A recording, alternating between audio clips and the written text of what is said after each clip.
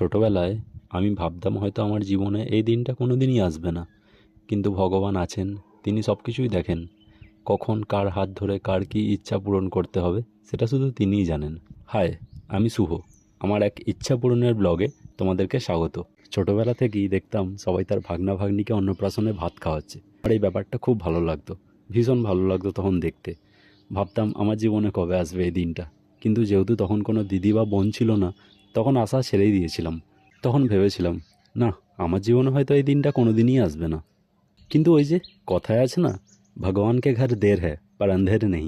আমাদের দিদি ভাইয়ের সম্পর্ক যখন গড়ে উঠল, তখন সবে ভাগনার অন্নপ্রাশন হয়েছে। তারপর কালের নিয়মে সময় যেতে যেতে দিদির জীবনে তাদের ছোট্ট রাজকন্যা এলো, আমার ইচ্ছা পূরণের চাবিকাঠি নিয়ে, যার উপস্থিতিতে আমার ইচ্ছা পূরণ হলো। আর সেদিনই ভাগনার জন্মদিন ছিল, তাই তার বোনের পাশে তার দাদার থালাও সুন্দরভাবে সাজানো রয়েছে।